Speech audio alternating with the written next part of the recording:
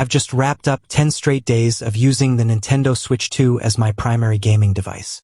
I've traveled with it, stayed up far too late in bed playing it, and invited friends over for chaotic multiplayer sessions. And after all that time, something became crystal clear to me. Whether or not the Nintendo Switch 2 is worth your money entirely depends on how you intend to use it. In fact, I'd go so far as to say that it's one of the best portable consoles I've ever touched, but one of the most underwhelming when used as a living room gaming machine. Let me walk you through why this system is split so drastically down the middle. When I first unboxed the Switch 2, I felt an immediate jolt of excitement. This wasn't just a new console. It was meant to be a leap forward from the massively successful Switch that came before it.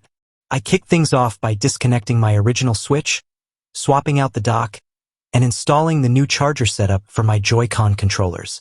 I plugged everything into my home theater system and fired up a few games on my 4K projector screen. That's when the first sign of trouble showed up. Online connectivity is another area where Nintendo still lags behind. Despite the price jump, the Switch 2 doesn't come close to matching the stability or speed of its console rivals when it comes to Wi-Fi performance. Online play lacks the seamlessness we've come to expect from other platforms. While features like Game Chat are now improved, they often require extra accessories, additional apps, or separate purchases. When you add it all up, subpar online experience, outdated controls, and hardware limitations, it's hard to recommend the Switch 2 as a home console, especially when you consider the price. The cost adds another layer of frustration. Pairing the Switch 2 with a title like Cyberpunk 2077 will set you back well over $500. Meanwhile, a PS5 Slim bundle with the same game now sells for less. And the PS5 isn't just a more powerful gaming machine, it's a complete media center with a Blu-ray drive, Dolby Atmos support, and a full range of entertainment apps. It offers more internal storage too, whereas the Switch 2 still ships with a modest 256 gigabytes, which you'll quickly outgrow. Expanding that with Nintendo's recommended SD Express cards could cost you another $150. You might think, okay, just upgrade the controller. And yes, Nintendo's new Pro controller is a big improvement. It's smooth, responsive, and has a premium feel. But that's another $85 out of pocket. The same goes for other add-ons like the optional camera for chat, or Nintendo's online service, which, starting in 2026, will cost you $20 per year. These costs accumulate fast, and it raises the question, who is the docked Switch 2 experience really for? From what I can tell, it's mainly for die-hard Nintendo fans who are there for exclusives. But even that offering feels a little soft at launch. Take Mario Kart World. It's fun in a party setting, but if you're gaming solo, it doesn't offer enough depth.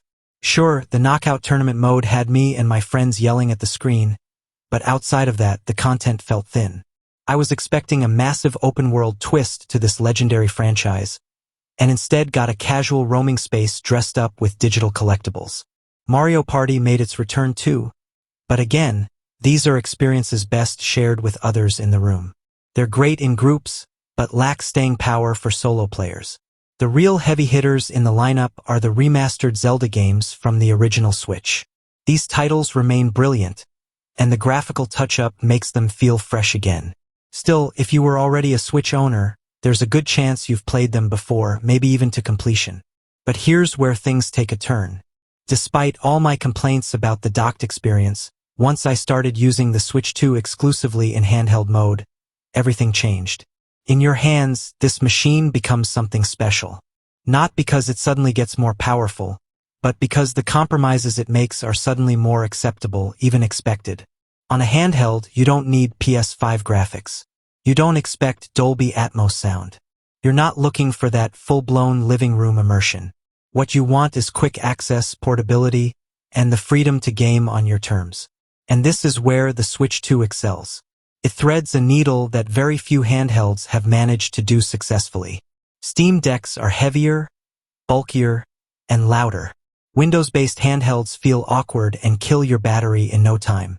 Even new competitors like the upcoming Xbox handhelds don't solve everything. Nintendo's solution feels thoughtfully balanced. Yes, it's still LCD, but it's bright and vibrant enough. Yes, the battery won't last forever, but I consistently got 3 solid hours out of Cyberpunk, which is impressive considering how demanding the game is.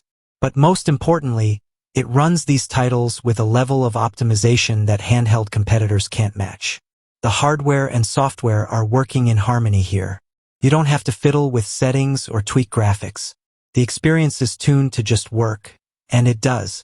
There's something amazing about walking into your kitchen, sitting down with a cup of coffee, and booting up a massive AAA game on a device the size of a paperback novel.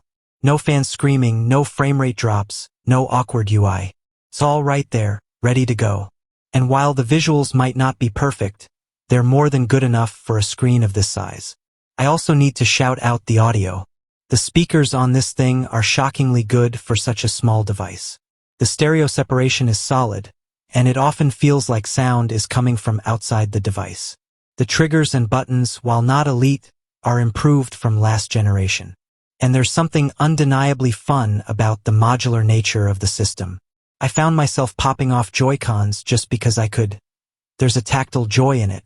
Looking at the big picture, I see the Switch 2 fitting neatly into 2 specific roles. First, it's the best place to experience Nintendo exclusives, especially those that haven't been released yet. I'm sure once Pokémon drops, or the next Super Smash Bros. Hits shelves, I'll be right there. Second, it's the ideal machine for getting through your backlog of home console games in smaller, bite-sized sessions. I'm finally working through some games I never finished on PS5, simply because I can now play them casually while walking on the treadmill or lounging outside. Not everything is perfect. The screen, while nice, does suffer from glare outdoors. And while the launch library is thin, there's a strong foundation being built here. If sales continue at the pace they've started, it's already Nintendo's fastest-selling hardware. Then developers are going to flock to this platform. They already are. The effort required to port games over is minimal compared to previous generations. And now that the hardware is capable enough, there's no real excuse not to. So here's where I land. The Nintendo Switch 2 is not the ultimate home console. It's not going to compete spec for spec with the PS5 or Xbox Series X. But that's okay. It's not meant to. Instead, it shines as a portable gaming system, arguably the best we've seen so far. If you're buying this to play at home, I'd suggest waiting until a killer exclusive drops.